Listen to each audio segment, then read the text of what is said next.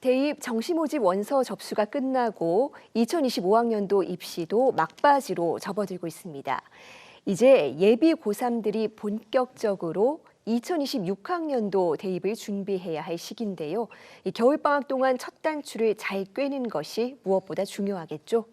공교육 전문가와 함께하는 교육격차 해소 프로젝트 입시의 정석, 오늘은 서울 영동고등학교 윤상형 선생님과 함께합니다. 어서 오세요.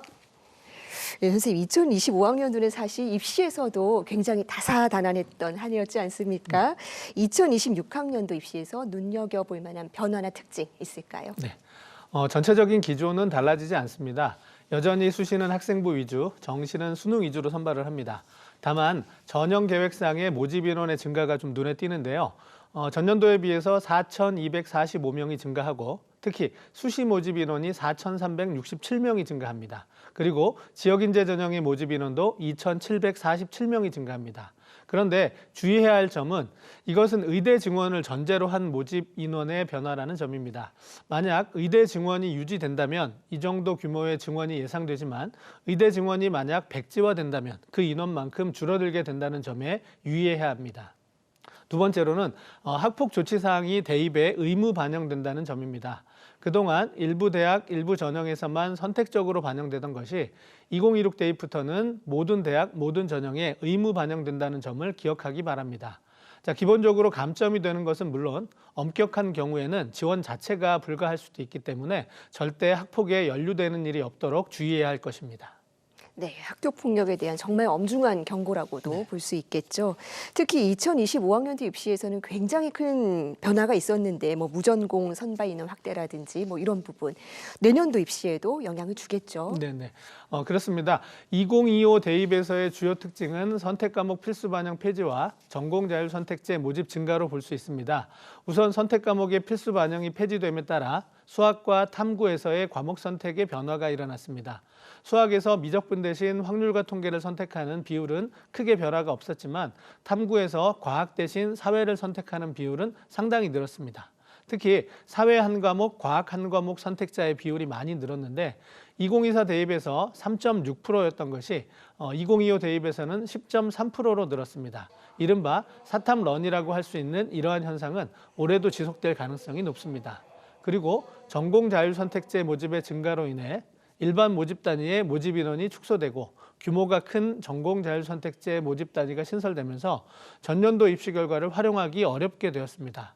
선호도가 높은 모집 단위이만큼 2025 대입에서의 입시 결과를 잘 살펴서 대비하는 것이 필요할 거라고 생각됩니다.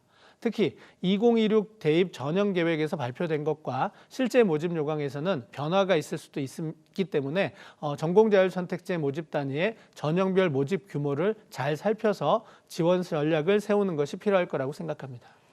네, 이제 이 수험생들, 예비 고3들은 2026학년도 대입 위한 이 1년간의 본격적인 레이스에 들어가게 됩니다. 거의 매달 대입 관련한 일정이 있다고 해도 과언이 아닌데 시기마다 신경 써야 될 부분이 있을까요? 네, 월별로 간단히 좀 정리해서 말씀드려보도록 하겠습니다. 모의고사와 학교 내신 시험 일정을 한 번에 좀 정리해 드릴 텐데요.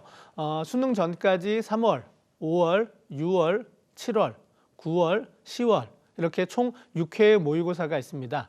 모의고사를 치른 후에는 반드시 결과 분석을 통해 다음 시험에 대한 대비 계획을 세우는 것이 중요합니다. 학교마다 다소의 차이가 있긴 하지만 일반적으로 5월, 그다음에 7월, 9월 말 또는 10월 초에 총 3번의 내신 시험이 있고 수능 이후에 마지막 2학기 기말고사가 있을 것입니다. 자, 3월 말에는 대학별로 선행학습 영향평가 보고서가, 5월 말에는 수시 모집 요강이, 6월 중에는 대학별로 전년도 입시 결과가, 그다음에 9월 말에는 정시 모집 요강이 발표되므로 필요에 따라 확인하고 활용하는 것이 필요합니다. 자, 1학기 기말고사가 끝나고 나면 내신 성적, 그다음에 모의고사 성적, 학생부 기록의 충실도, 그다음에 대학별 고사의 능력치 등을 비교해서 전형 설계를 마치고 여름방학을 통해 전형 요소별 준비에 들어가는 것이 중요합니다. 그리고 9월 모평이 끝나고 나면 가채점 결과를 바탕으로 수시 지원 대학을 결정하고 수시 원서 접수를 시작해야 합니다. 자, 11월 대수능이 끝나고 나면 곧바로 가채점 결과를 토대로 수시 대학별 고사 응시 여부를 결정하고 준비해야 합니다. 자, 12월에 수능 성적이 통지되고 나면 정시 전략 출입을 위한 준비를 하고 12월 말에 정시 원서 접수를 해야 합니다. 자, 수시 6회, 정시 3회 지원에 포함되지 않는 특수 목적 대학 등이 그런 대학들의 원서 접수와 전형 일정은 일반 대학과 다르기 때문에 관심 있는 학생들이라면 해당 대학의 모집 요강을 통해 일정을 살피고 준비하는 것이 필요합니다. 네, 1년 달력을 보니까 굉장히 빡빡하고 이것만 따라가기도 뭐 숨이 벅찰 지경인데 또 이것만 하면 안 되지 않습니까? 네. 남은 기간 틈틈이 약점도 보완하고 뭐 실력도 올리고 해야 될 텐데 그런 면에서 이제 시작되는 또 이미 뭐 여러 학교들이 이미 시작이 되었지만 겨울방학 굉장히 중요할 것 같아요. 예비 고3들 어떻게 보내야 되겠습니까? 네, 우선 자신의 전형 방향성을 정립하는 것이 좀 필요하다고 생각이 듭니다. 입시에 관심 있는 대부분의 학생이라면 자신에게 맞는 전형이 무엇인지 이미 방향을 정했으리라고 생각됩니다. 우선 수시 지원을 염두에 둔 학생이라면 학생부 관리를 위한 준비가 필요합니다. 당장 3학년 1학기 내신 성적을 위해 3학년 과목의 선행학습이 필요할 것이고 과목별 세부능력 특기사항과 창체활동 기록을 위해 과목 특성에 따른 주제 탐구 내용을 준비하고 학교 특색에 따른 창체활동 기재 내용을 준비하는 것이 필요합니다. 아울러 수능 최저기준 충족을 위해 수능 공부도 게을리해서는 안 됩니다. 특히 수시에 집중하려는 학생일수록 수능 준비에 소홀한 경우가 있는데요. 수능 준비와 내신 준비는 전형과 관계없이 고3 학생들의 기본이라는 점을 명심하고 노력하는 것이 바람직할 거라고 생각합니다. 자, 다음 정시 지원을 염두에 둔 학생이라면 당연히 수능 공부에 집중해야 합니다. 수능 시험의 성격과 영역별로 출제되는 문제 유형을 익혀서 대비하는 것이 무엇보다 중요합니다. 또한 선택 과목에 따른 유불리가 발생하고 있기 때문에 자신이 지원하고자 하는 모집 단위와 자신이 잘할 수 있는 과목의 특성을 고려해서 선택 과목을 결정하고 준비하는 것이 필요하다고 생각합니다. 자, 수능에 집중하려는 학생의 경우 수시에서는 일반적으로 논술 전형을 선택하는 경우가 좀 많습니다. 대학별 기출문제를 통해 겨울방학부터 논술 공부를 수능과 병행하여 준비하는 것이 필요하다고 말씀드릴 수 있겠습니다. 네. 그런데 많은 학생들이 겨울방학을 좀 알차게 보내보려고 마음은 먹었지만 생각처럼 잘 되지 않아서 고민하는 경우도 많을 것 같아요. 이 공부 계획 잘 짜려면 어떻게 해야 될지 조언 한 말씀 부탁드립니다. 예, 우리 학생들이 공부를 잘하기 위해서는 세 가지가 필요하다고 말씀드릴 수 있겠습니다. 첫 번째는 이제 나만의 학습 루틴을 만드는 것, 그다음에 두 번째는 과목별 학습법을 익히는 것, 그다음에 세 번째는 자기주도 학습 역량을 기르는 이 세 가지가 필요할 거라고 생각이 되는데요. 하나씩 간단히 말씀을 좀 드려보도록 하겠습니다.